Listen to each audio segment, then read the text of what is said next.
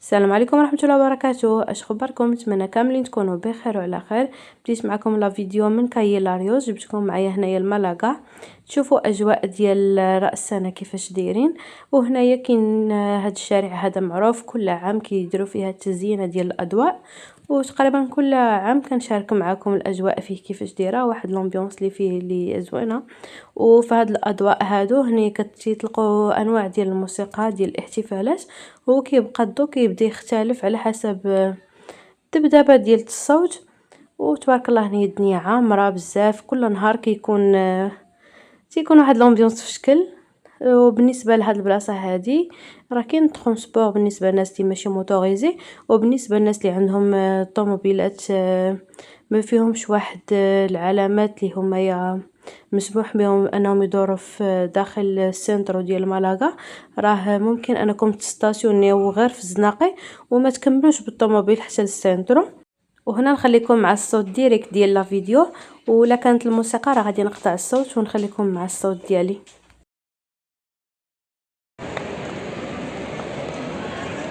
في صراحه كاينه الموسيقى اللي هي كثيره مجهده، ما نقدرش نخليها، نخاف من الكوبي رايت. وجابوا واحد الفرقه موسيقيه اللي هي من مالاغا ديال الفلامينكو، وداروا واحد الرقصه ديالتهم خاصه ديال الفلامينكو، واغاني هي ديالتهم شعبيه ديالهم. بالنسبه لهاد البلاصه هادي راه كيديروا فيها التزيينه هادي من الاول ديال شهر 11 حتى الاول ديال شهر واحد عاد باش كيحيدوها. ونخليكم مع لا فيديو تكملوا تشوفوا الاجواء كيفاش دايره، وفي الاخر ديال لا فيديو نديكم معايا نتعشاو. وغادي نخليكم، شكرا لكم على المشاهده، وما تنسوش تخليوا لي تعليق ولايك وبارطاج للقناه. ومن هذا الفيديو كنقول مبروك للمنتخب المغربي 3-0، ما شاء الله عليهم، وديما ان شاء الله يكونوا متألقين ويكون ديما الفوز ما بين يديهم يا رب العالمين، ويوفقهم ان شاء الله، والكاس يكون من حظ المغرب يا رب العالمين.